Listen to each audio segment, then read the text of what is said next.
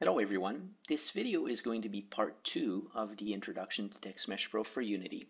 Now in part 1 I focused on the advanced text rendering capabilities of TextMesh Pro, and I demonstrated how we can create some pretty sophisticated text objects like the ones we're seeing on screen, where we have a texture on the face of the text, an outline, beveling and glow and shadows, and so on and so forth.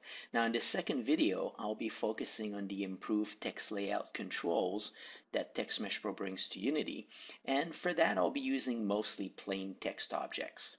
So let's get going. We'll begin by creating a new scene and adding a new TextMesh Pro object by going to Create, UI, and then we'll choose the TextMesh Pro text. Let's expand the canvas to focus on our text object. We'll use the text input box to change the text.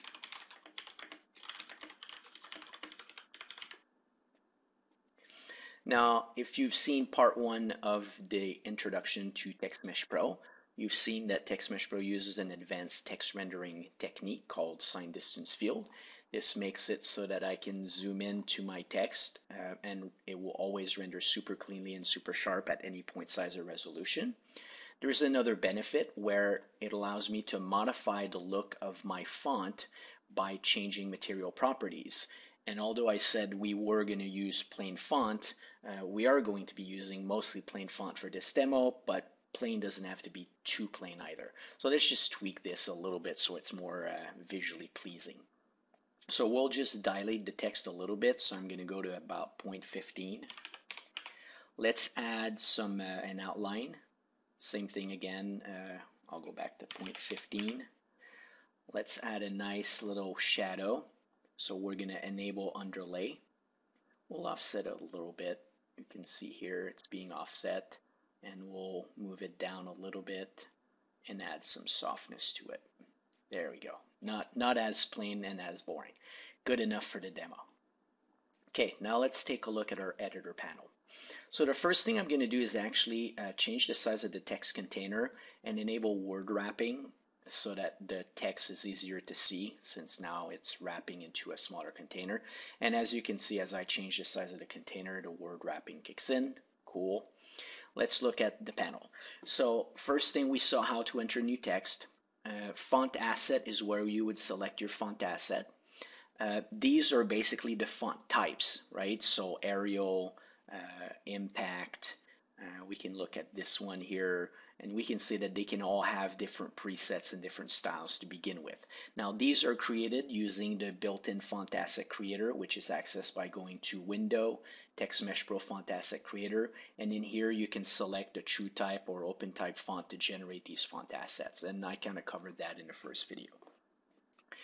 So the next thing we're going to look at is font style here. This is like a quick way to make the entire text bold, for example, or italic, or underline, or convert everything to lowercase. In this case, it would only affect the capital E, or make everything uppercase, or this S stands for small caps. So it will make everything small caps, except it preserves the capital letters and makes all the other ones small cap. Now, these are all accessible via the rich text tag. So for example, if we want to make the word sum italic, and we'll close out the italic here, and let's make it underline as well. And we'll close out the underline, and let's actually make it small caps. And we'll tell it where small cap ends. So now, as you saw, we actually, the same things here, we use the rich text tag to actually control it per word or per character, as you saw.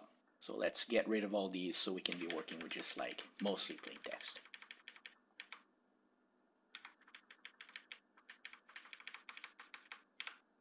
Moving on, vertex color allows you to control the color of your text, and this affects the vertex colors themselves.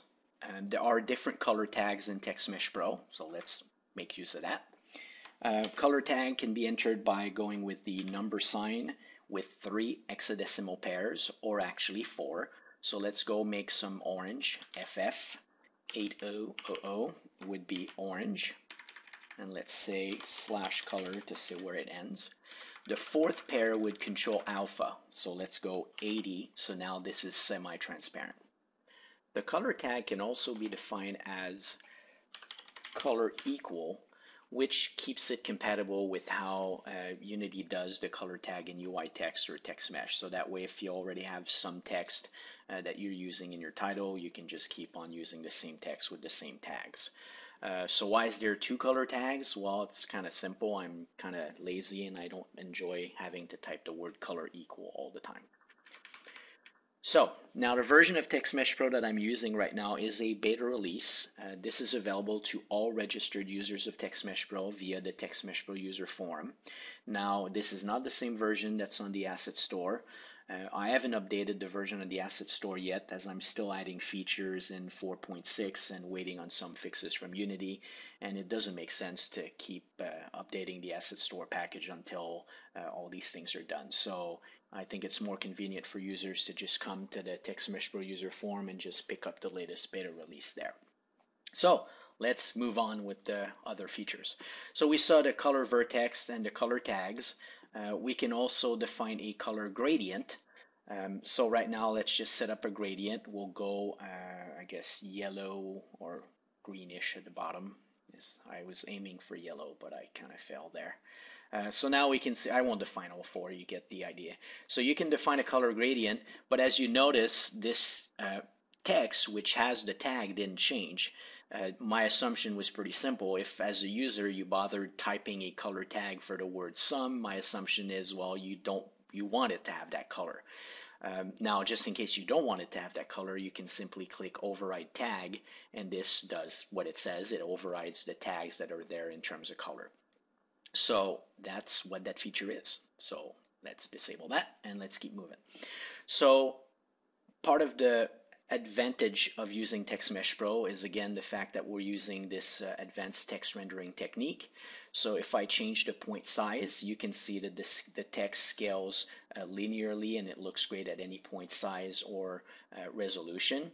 You'll also notice that it changes in 0.01 point increment, which is different from UI text, which changes in 1 point increment. Let's go undo here, back to 36. Let's enable auto size.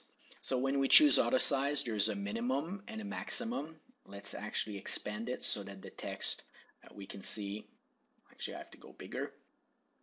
This is what the text looks like at 72 points, and then we can shrink it to 18, works with word wrapping and all that stuff. Let's go back to 72. Let me zoom out a little bit so I have more room, and show another feature. So there's this minimum, maximum, and then there's line. Let me enter -10 here.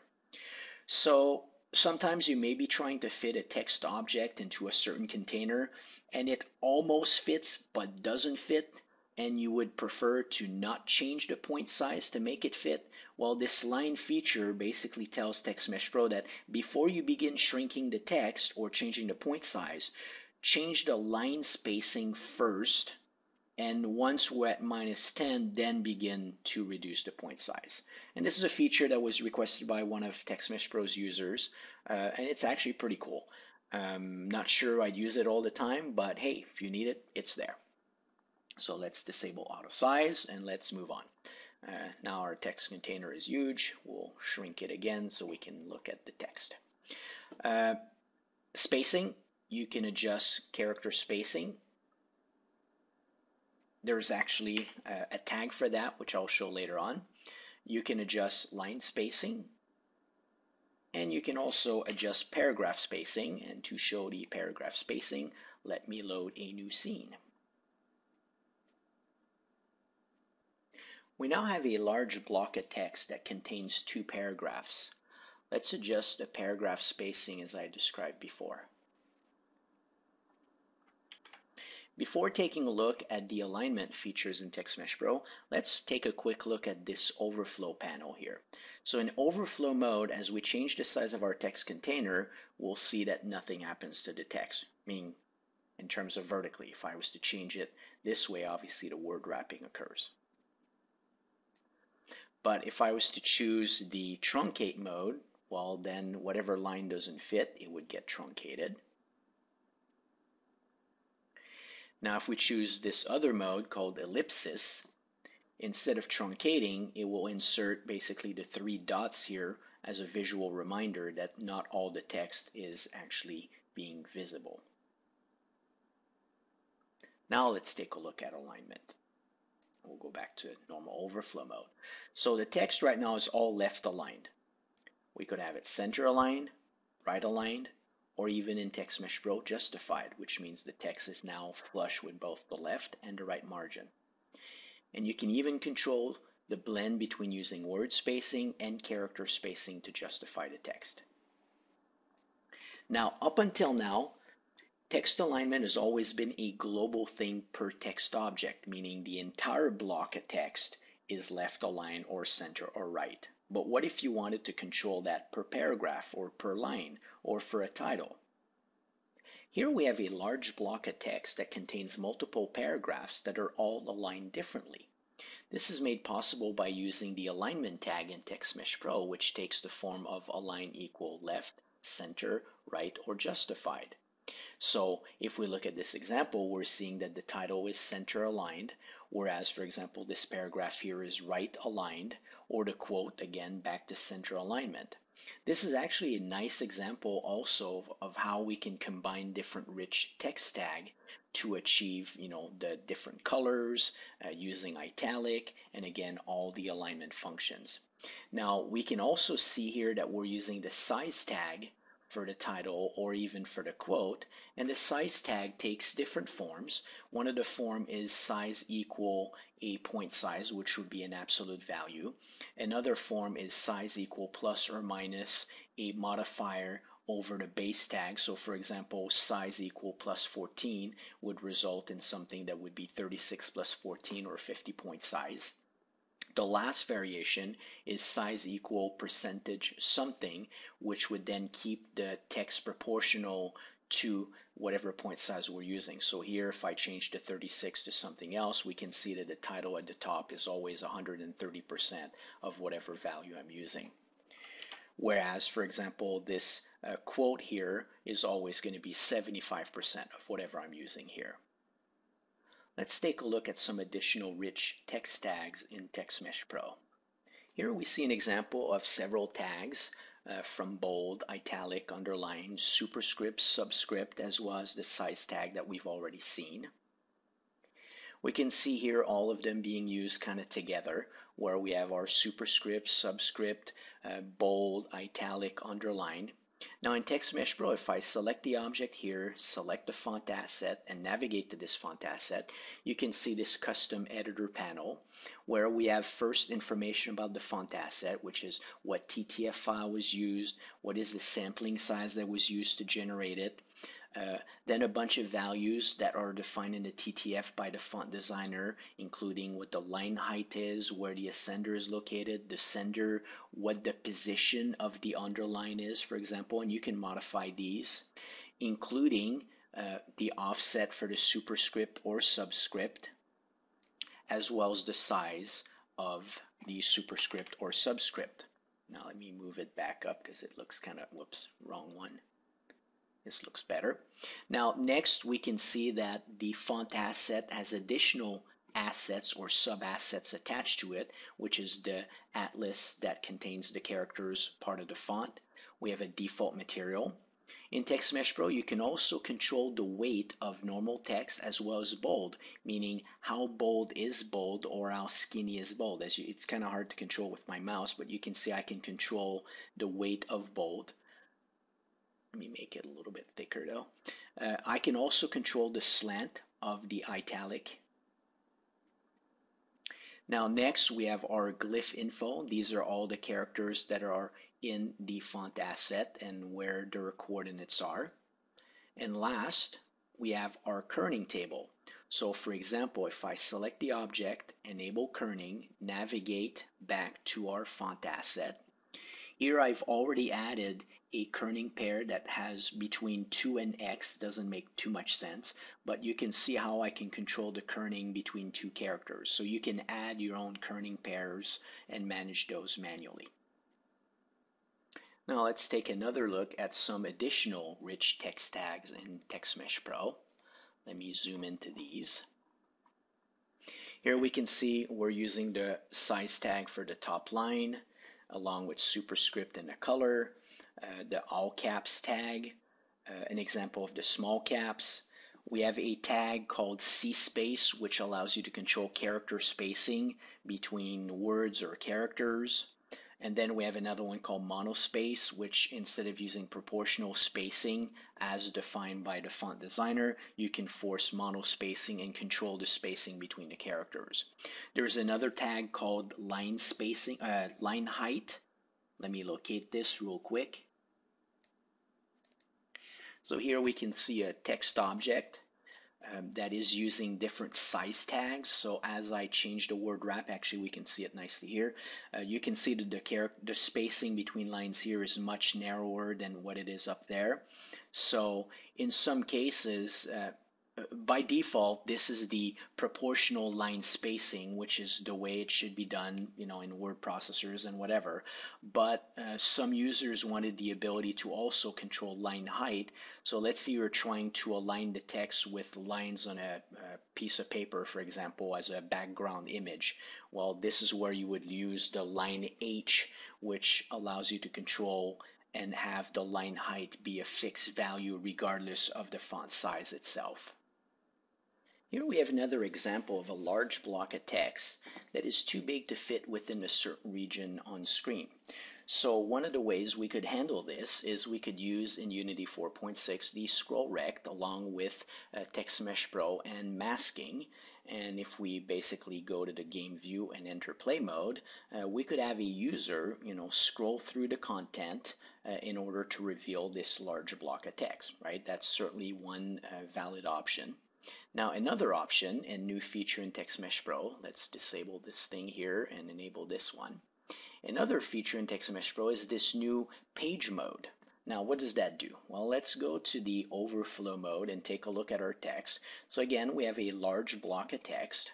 And typically, when the text exceeds the size of the container, one of the overflow mode could be ellipses or truncate or whatever. And if we were to choose truncate, obviously the whatever doesn't fit would get cut off, which is absolutely not what we want. So when we take a look at the page mode, what does it do? Well, the page mode takes whatever extra content doesn't fit and it forces it onto a separate page. So right now we're looking at page 0. Now we're looking at page 1, and now we're looking at page 2. Now, notice how the text here remains static. There's no string operation. Through Text Mesh Pro, we're simply choosing which part of the text is being revealed at any given time. Now, you may have also noticed that, hey, wait a minute.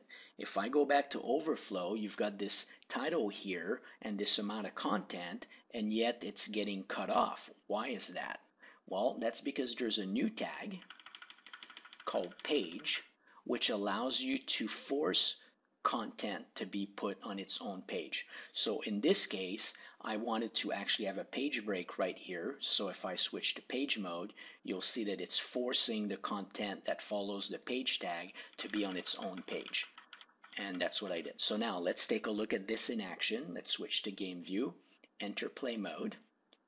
Here, this could be a dialog box in your game. Obviously, you'd style it and add a nice background.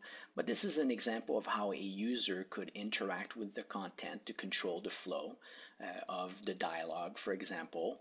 Or basically, every part of Text Mesh Pro, there's a scripting API. So you can pretty much control everything I've been showing through scripts. So here's an example where I have a simple script that will basically control this pagination mode and reveal one character at a time, and as it gets to the end of a page it will switch to the next page. Notice again how the content remains totally static. We're just choosing which portion of the text we're showing at any given time.